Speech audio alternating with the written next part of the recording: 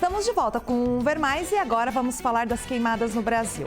O Instituto Nacional de Pesquisas Espaciais registrou mais de 164 mil focos de incêndio no Brasil entre janeiro e setembro deste ano. E o valor corresponde a mais que o dobro do contabilizado no mesmo período do ano passado, gente. E assim, é um dos maiores desde 2010, né? Esses incêndios das florestas. Os impactos, né, eles são sentidos em todo o país. Por aqui o céu, por exemplo, está com uma camada de fumaça.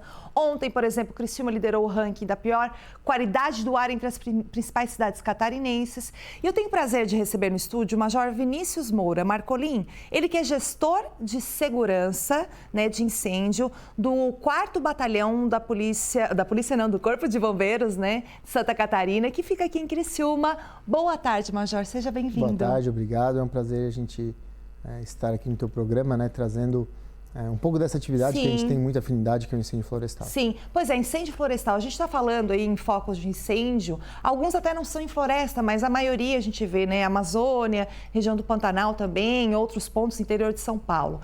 Primeiro eu queria saber se tem bombeiros aqui da nossa região atuando por lá.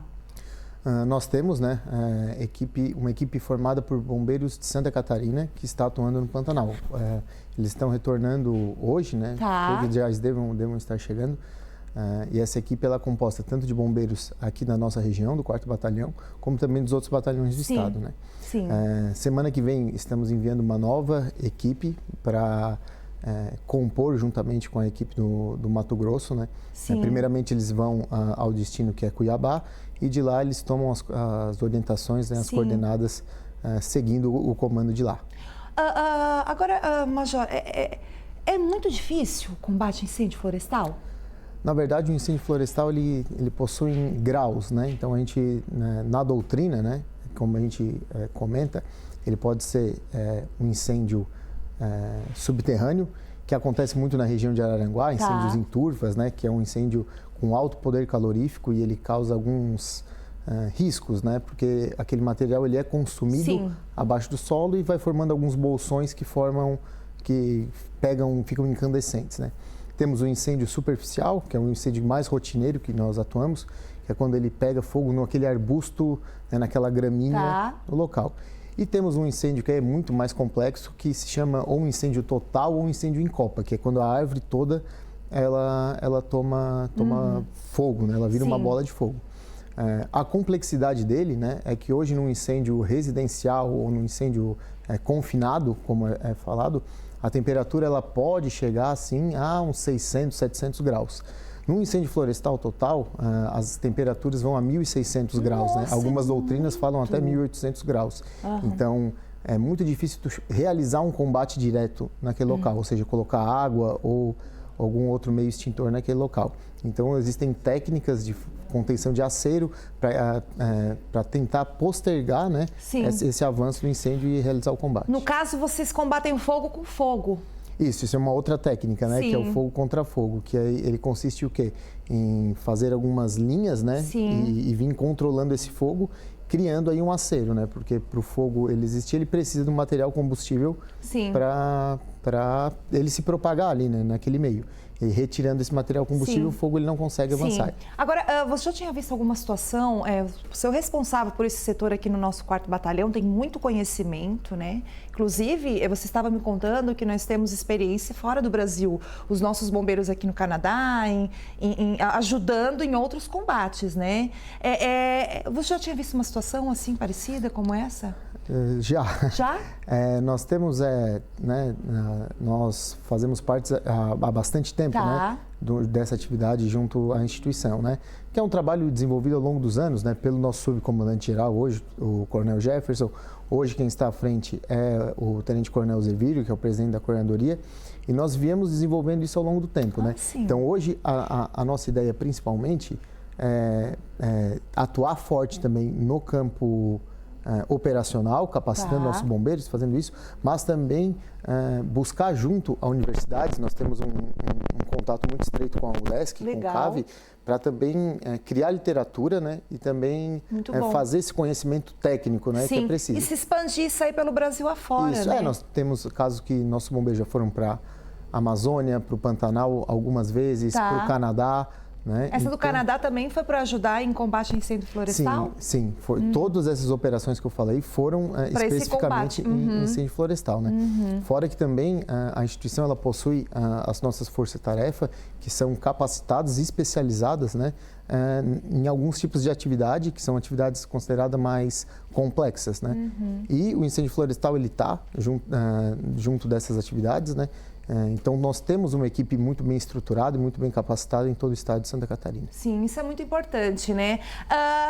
Mas a gente vê, assim, o que eu vejo na rua, as pessoas comentando, é por que não se apaga logo? Porque a gente está vendo essa fumaça aí, por exemplo, essa semana atingindo quase 60% do território brasileiro. Claro que daí as condições climáticas, a gente tem aí, claro, o tempo está instável hoje, né, gente? Mas faz tempo que a gente não vê o céu azul, tal. Existe uma expectativa? O que vocês conversam? As forças de segurança, os bombeiros no Brasil, eles têm digamos assim, uma voz para vocês entenderem também como é que está a situação lá? Então, as operações que estavam sendo realizadas lá, não seria extinguir o fogo, que é algo, como eu te falei, é bem complexo de se fazer. Então, qual que é o entendimento? É nós tentarmos barrá-lo, né, que ele não avance, ele não se propague. Então, é a construção de aceiros e a proteção dos locais que o fogo pode avançar. Uma casa, uma residência, né, um galpão, seja lá o que for. A extinção, porque a gente está falando em milhares de quilômetros. Pois é, muita coisa, né? Não há como, né? Só chovendo? Muito provavelmente sim. Sim, a gente tem uma expectativa no interior de São Paulo, por exemplo, de chover no fim de semana, isso já é né? Sim, porque por mais que nós... vou dar um exemplo bem grosseiro, digamos assim, né? A gente está falando em uma temperatura de, sei lá, 1.600 graus, como eu falei, mas bota 500 graus, né, por exemplo. Então, se nós viermos com uma pequena quantidade de água de avião, seja lá o que for, e colocarmos em cima, a água ela evapora a 100 graus Celsius. Então, ali na base, ela está a 500. Ela vai evaporar antes mesmo de chegar na base do fogo. Né? Então, tem essa complexidade inerente à atividade. Sim. Também, eu estava te perguntando ali antes, né? A gente tem esse tipo de situação aqui na nossa região sul, né? Incêndios florestais, é com muita frequência que tem? Sim, temos, né? Então, nós sabemos que temos alguns locais que eles possuem características diferentes, né? Principalmente essa região, como eu falei anteriormente, de Araranguá, ali Sombrio, ele possui muita incidência de turfa. Sim, que são aqueles que vêm ali, é natural. Isso, ele vem embaixo, ele é altamente combustível. Quando esse fogo ocorre ali, né, é muito difícil combater, porque a gente não consegue jogar água ali porque ele está embaixo do solo. Sim, está embaixo. Né? Então fica saindo aquelas fumaças do solo que afetam a cidade toda, fica, né, bem complexo. Esse é um ponto. Os incêndios florestais que nós atendemos aqui são incêndios pequenos, né, considerados pequenos, que o nosso efetivo local ele consegue dar conta. Consegue resolver. Que é um terreno baldio, é um terreno que está ali grande, mas está pegando fogo. E nesses tem dedo do homem, né? Esses têm dedo do homem, eu digo, é um na homem verdade, todo incêndio ele começa Sim. Ou seja, um isqueiro, o da turfa também, porque alguém colocou o fogo ali, né? Colocou e daí ele vai por baixo, então, entendi. assim, ou uma fogueira, ou um foguete, ou uma bituca de cigarro, ou um trilho de trem que passou, fez uma faísca quando o tempo está muito seco, né? Sim. Então, a interferência do homem em 99,9% dos casos. E é crime, né? Sim, é crime. Incêndio em vegetação, né? Sem autorização do órgão competente é crime. E tu sabes a pena, Major? Eu não sei, te peguei de surpresa, mas me surgiu agora, né? Vai depender do que fez, né?